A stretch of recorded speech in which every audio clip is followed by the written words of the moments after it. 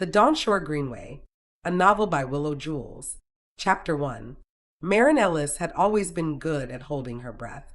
Not literally, she could barely last 8 seconds underwater, but in the quiet, suffocating ways that mattered. She held her breath when her boss piled extra work on her desk. She held it when her coworkers cut in front of her in meetings. She held it every time someone said, "You're such a lifesaver, Marin. Can you stay a little later?"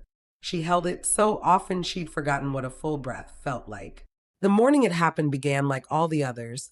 The flicker of fluorescent lights, the steady hum of computers, the familiar ache blooming between her shoulder blades. Marin sat in her gray-walled cubicle, 7 years of her life pressed into 4 carpeted corners, clicking through emails no one read unless she sent them. "Morning, Marin," someone called as they walked by. They didn't wait for her response. By 10 a.m., she had already fixed 2 client errors, answered 14 emails, and taken on an extra task because her coworker just wasn't feeling it today. Her heartbeat thudded a little too loud in her ears, but that wasn't new.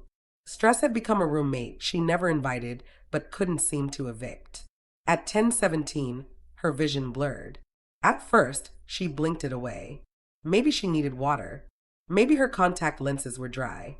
But then the tightness came, a sharp, squeezing pressure just beneath her collarbone, spreading outward like a fist closing around her lungs. She inhaled. Nothing moved. Her breath caught halfway. Her hands trembled. The cursor on her monitor split into 2. The office buzzed around her, keyboards clicking, phones ringing. But everything felt oddly distant, like she was underwater listening to life above the surface. Not again. Not today. Please, not today.